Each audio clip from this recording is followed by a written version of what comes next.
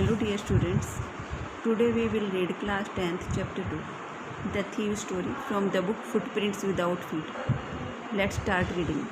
I was still a thief when I met Anil. मैं अभी चोर ही था जब मैं अनिल से मिला. And though only 15, I was an experienced and fairly successful hand. यद्यपि मेरी आयु सिर्फ 15 वर्ष की थी, मुझे काफ़ी अनुभव प्राप्त हो चुका था और मेरे हाथ में सफाई आ चुकी थी. Anil was watching a wrestling match when I approached him. Anil एक कुश्ती का मुकाबला देख रहा था जब मैं उसके पास जाकर खड़ा हो गया.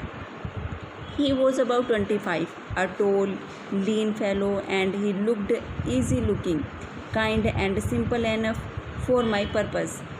उसकी आयु लगभग 25 वर्ष की थी. एक लंबे और पतले शरीर का व्यक्ति तथा दिखने में वह आरामप्रस्त, दयालु और सीधा साधा लगता था, जिससे मेरा उद्देश्य आसानी से पूरा हो सकता था.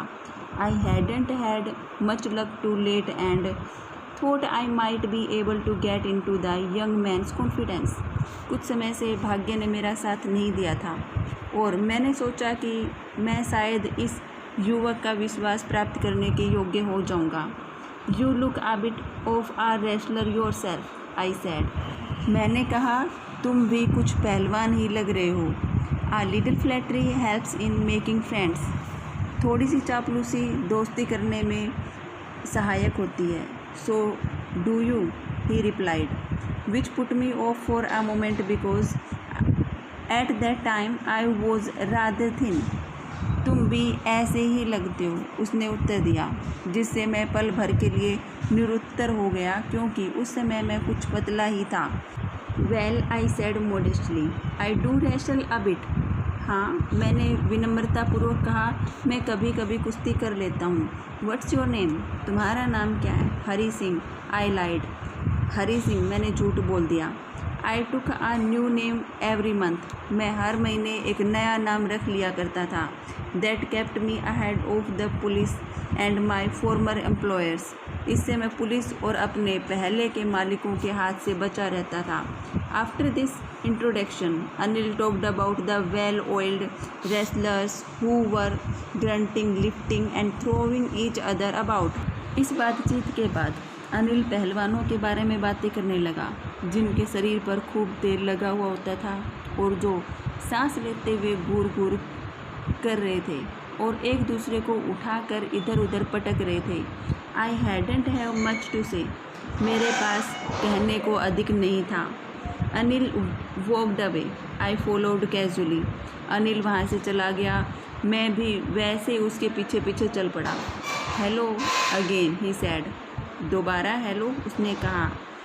I gave him my most appealing smile. I want to work for you, I said, but I can't pay you. मैं उसे देखकर अति आकर्षक ढंग से मुस्कुराया. मैं आपके लिए काम करना चाहता हूँ, मैंने कहा, परंतु मैं तुम्हें पे नहीं कर सकता. I thought that over for a minute. मैंने इस पर एक बार सोचा. Perhaps I had misjudged my man. शायद मैंने अपने शिकार के बारे में गलत अंदाज़ा लगा लिया था. I asked. मैंने पूछा, कैन यू फीड मी? तो क्या आप मुझे रोटी खिला सकते हैं? Can you cook? क्या तुम खाना पकाना जानते हो? I can cook. I lied again. मैं खाना पका सकता हूँ, मैंने फिर झूठ बोल दिया. If you can cook, then maybe I can feed you. अगर तुम खाना पका सकते हो तो शायद मैं तुम्हें रोटी खिला सकता हूँ. He took me to his room over the Jumna sweet shop and told me I could sleep on the balcony. वह मुझे अपने कमरे में ले गया जो जमुना स्वीट शॉप के ऊपर बना हुआ था और उसने मुझे कहा कि मैं बालकनी में सो जाऊं. But the meal I cooked that night must have been terrible because Anil gave it to a stray dog and told me to be off. किंतु उस रात जो खाना मैंने बनाया वह सचमुच ही बहुत बुरा होगा क्योंकि अनिल ने यह एक आवारा कुत्ते को दे दिया और मुझसे कहा कि मैं वहाँ से चला जाऊँ. But I just hung around smiling in my most appealing way and he couldn't help laughing. परंतु मैं वहाँ इधर उधर लटका रहा अपने मोहक ढंग से मुस्कुराता हुआ और उसकी हंसी निकले बिना न रह सकी। Later he patted me on the head and said never mind he had teach me to cook. बाद में उसने मेरा सिर थपथपाया और कहने लगा कि मैं चिंता न करूं और वह मुझे खाना पकाना सिखा देगा। He also taught me to write my name and said he would soon teach me to write whole sentences and to add numbers. उसने मेरा नाम मुझे लिखना सिखाया और कहने लगा कि मैं जल्दी ही तुम्हें पूरे सेंटेंसेस लिखना सिखा देता हूँ, और उसने संख्याओं को जोड़ करना भी सिखा दिया। I was grateful. मैं उसके प्रति कृतज्ञ महसूस कर रहा था। I knew that once I could write like an educated man there would be no limit to what I could achieve. मैं जानता था कि मैं यदि एक बार किसी शिक्षित व्यक्ति की भांति लिखने लगूं तो उसकी कोई सीमा नहीं हो सकती जो मैं प्राप्त कर सकता था। It was quite pleasant working for Anil. Anil के लिए काम करने में बड़ा आनंद आता था। I made the tea in the morning and then would take my time buying the day's supplies usually making a profit of about ₹1 a day। मैं लगभग सुबह की चाय बनाता और फिर अपनी सुविधा अनुसार दिन भर के लिए खरीदारी करने निकल पड़ता। प्राय प्रतिदिन ₹1 का लाभ कमा लिया करता। I think he knew I made a little money this way but he did not seem to mind. मैं समझता हूँ कि उसे पता था कि इस तरह मैं कुछ पैसे बना रहा था, किंतु वह इसका बुरा मानता नहीं लगता था। Anil made money by fits and starts. Anil की आमदनी अनिश्चित थी। He would borrow 1 week, lend the next. एक सप्ताह वह पैसे उधार लिया करता, अगले सप्ताह बांट दिया करता। He kept worrying about his next check, but as soon as it arrived, he would go out and celebrate. वह अगले प्राप्त होने वाले चेक की चिंता करता रहता, परंतु जैसे ही यह आता वह बाहर जाकर उत्सव मनाने लगता। It seems he wrote for magazines, a queer way to make a living. ऐसा लगता था कि वह पत्रिकाओं के लिए लिखा करता था, रोजी कमाने का एक विचित्र तरीका। One evening he came home with a small bundle of notes, saying he had just sold a book to a philosopher. एक सायकाल को वह नोटों का एक छोटा सा बंडल लिए हुए घर आया और कहने लगा कि उसने अभी अभी एक पुस्तक एक प्रकाशक के पास बेची थी। At night I saw him tuck the money under the mattresses. रात को मैंने उसे ये पैसे बिस्तर के गद्दे के नीचे रखते हुए देखा। I had been working for Anil for almost a month and apart from cheating on the shopping, had not done anything in my line of work. Anil के पास मुझे काम करते हुए लगभग 1 महीना हो गया था और ख़रीदारी के काम में हेरा फेरी के अतिरिक्त मैंने अपने धंधे वाली कोई बात नहीं की थी। I had ever opportunity for doing so. ऐसा करने का मेरे पास प्रत्येक अवसर था। Anil had given me a key to the door and I could come and go as I pleased. Anil ने मुझे दरवाजे की चाबी दे रखी थी और मैं अपनी मर्जी से आ जा सकता था। He was the most trusting person I had ever met. वह सबसे अधिक भरोसा करने वाला आदमी था जिसे मैं पहले कभी भी मिला था। And that is why it was so difficult to rob him. और यही कारण था कि उसे लूटना इतना मुश्किल था। It is easy to rob a greedy man because he can afford to be robbed. एक लालची व्यक्ति को लूटना आसान था क्योंकि वह लूटना सहन कर सकता था। But it is difficult to rob a careless man. Sometimes he doesn't even notice he is being robbed and that takes all the pleasure out of the work. परंतु एक लापरवाह आदमी को लूटना कठिन होता है। कई बार वह इतना भी देख नहीं पाता था कि वह लूट गया है और इससे उसका काम पूरा आनंद से समाप्त हो जाता है। Well, it is time I did some real work. तो अब समय आ गया है कुछ ठोस काम किया जाए। I told myself, मैंने अपने आप से कहा, I am out of practice and if I don't take the money, he will only waste it on his friends. After all, he doesn't even pay me. तो मेरा अभ्यास नहीं रहा है, और यदि मैंने वह पैसे न उड़ाए तो वह उन्हें अपने दोस्तों पर उड़ा देगा। आखिर वह मुझे वेतन तक नहीं देता है। Anil was asleep. अनिल सोया हुआ था। A beam of moonlight stepped over the balcony and fell on the bed.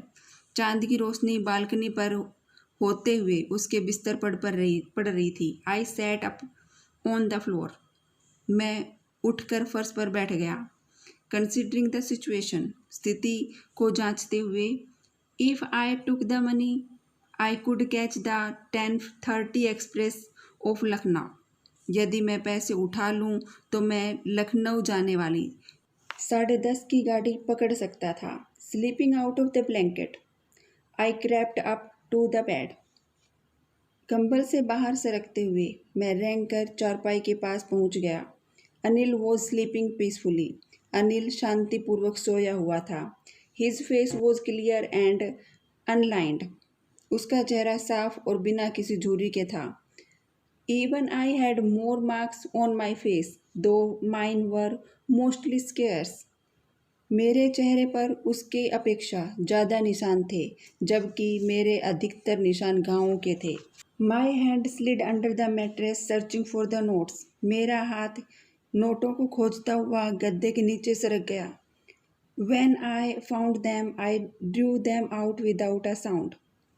जब मुझे यह मिल गए तो मैंने इन्हें बिना कोई आवाज़ किए बाहर निकाल लिया। Anil sighed in his sleep and turned on his side towards मी।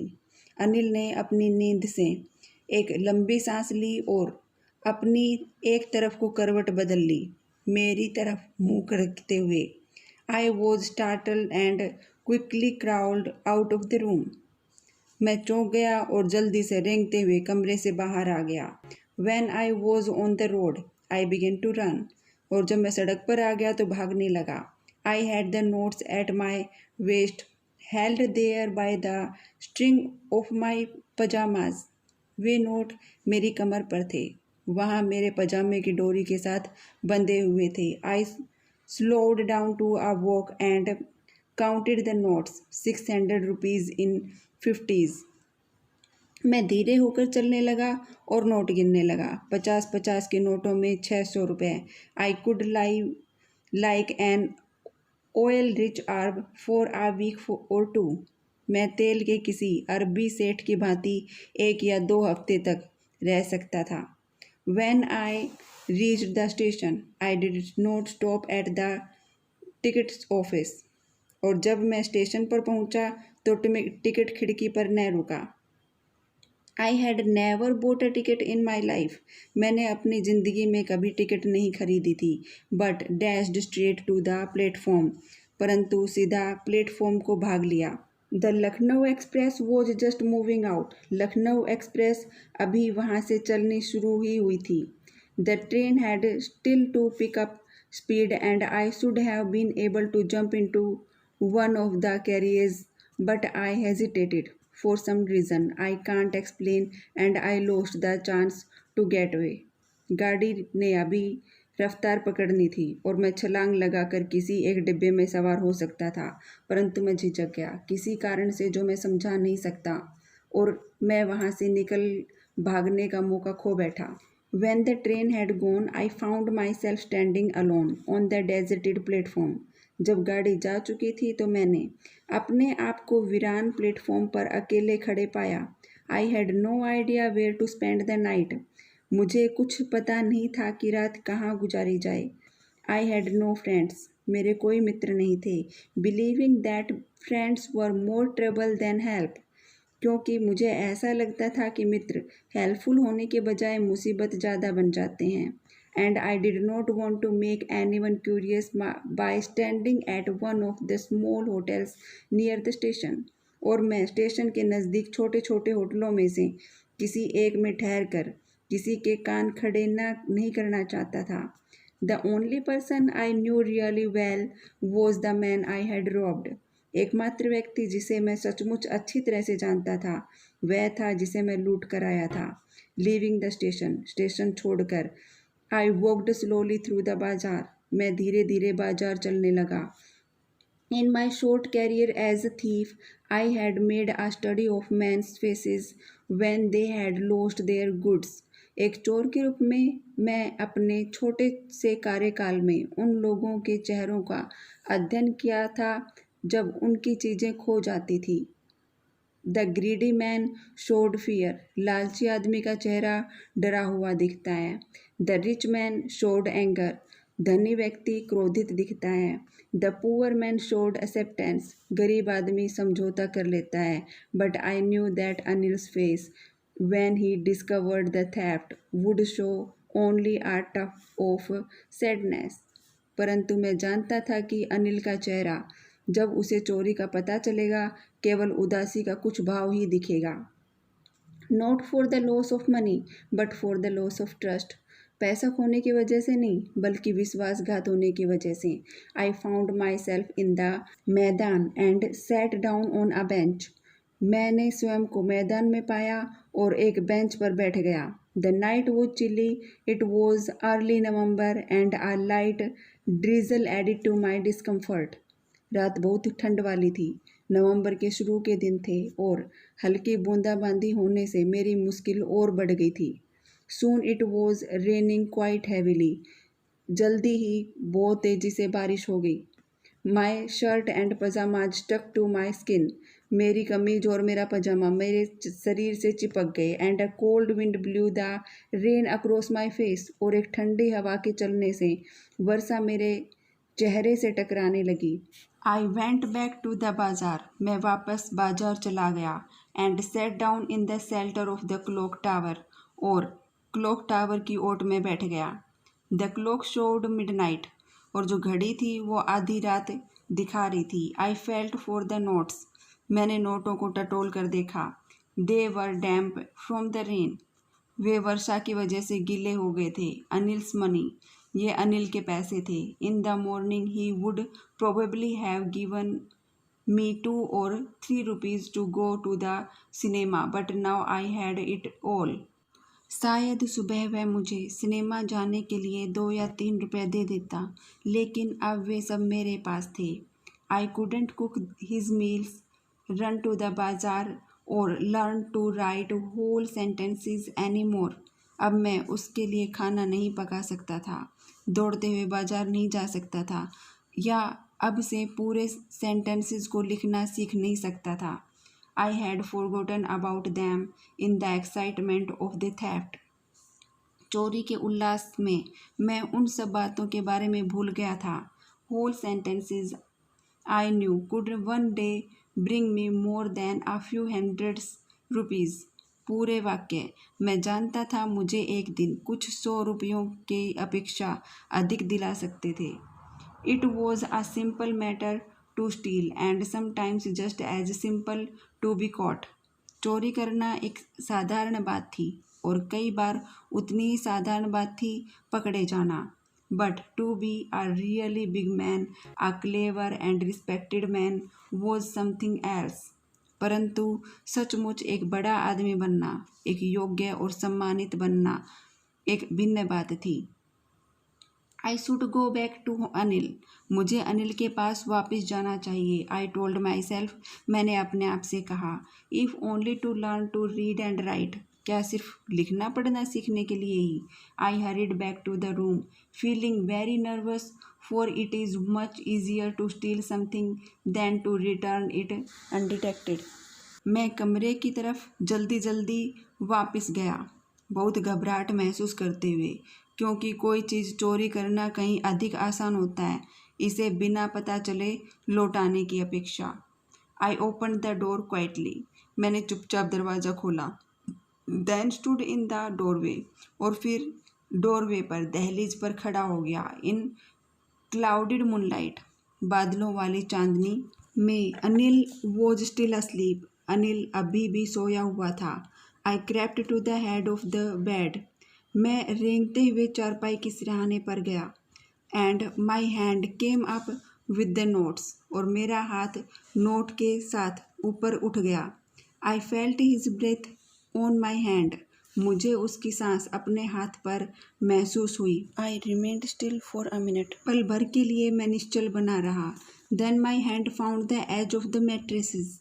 फिर मेरे हाथ को गद्दे का किनारा मिल गया। And slipped under it with the notes. और नोटों के साथ सरकते हुए इसके नीचे चला गया। I woke late next morning to find that Anil had already made the tea. अगली सुबह जब मैं देर से उठा तो देखा कि अनिल ने पहले से ही चाय बना ली थी। He stretched out his hands towards me. उसने अपना हाथ मेरी ओर बढ़ाया। There was a 50 rupee note between his fingers. उसने उंगलियों के बीच 50 रुपये का नोट पकड़ा हुआ था। My heart sank. मेरा दिल बैठने लगा। I thought I had been discovered. मैंने सोचा कि मेरा भेद खुल गया था। I made some money yesterday, he explained. कल मुझे कुछ पैसे मिल गए थे, उसने समझाते हुए कहा।